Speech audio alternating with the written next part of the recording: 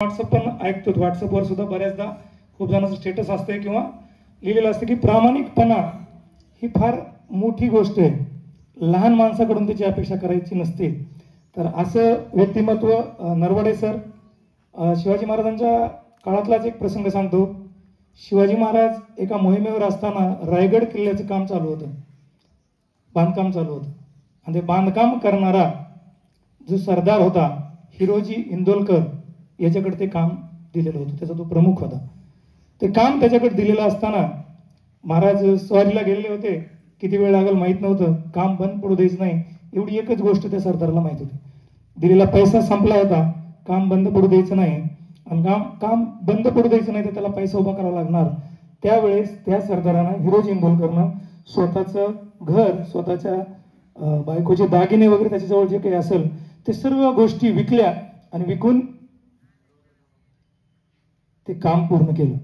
नरवडे सरांनी तसं काही केलं नाही म्हणजे पण पुढची गोष्ट मी सांगायला होती त्याच्यापेक्षा मोठी, ती महत्वाची आहे.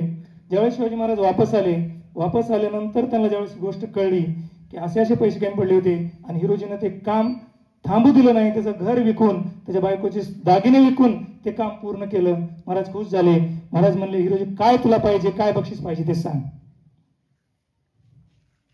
काही नको मला, काहीच बक्षीस नको महाराज, हे माझं कर्तव्य आहे. त्या कर्तव्याच्या अर्थानं मी ही गोष्ट केलेली, कुठल्या मोठेपणासाठी किंवा कुठलं श्रेय घेण्यासाठी मी ही गोष्ट केलेली नाही, असं त्याचं बाणेदार उत्तर होतं. महाराजांनी खूप विनवणी केल्यानंतर त्यांनी एकच गोष्ट म्हणले की महाराज तुम्हाला जर द्यायचंच असेल तर तुम्ही ज्या ठिकाणी वागतात त्या ठिकाणी एक पायरी, त्या पायरीवर फक्त माझं नाव राहू द्या, जेणेकरून तुमचा चरणस्पर्श त्या ठिकाणी होत राहील.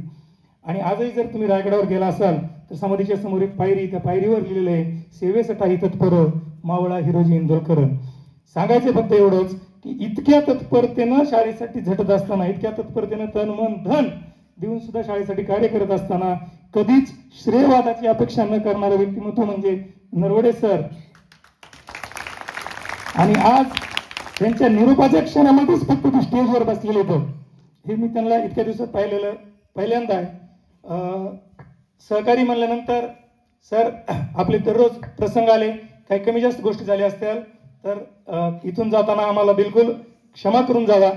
यानंतर मी सर्व मान्यवर मंडळींना विनंती करतो की सरांचा जोरदार असा सत्कार निरोप या ठिकाणी आपण तो कार्यक्रम करायचा आहे.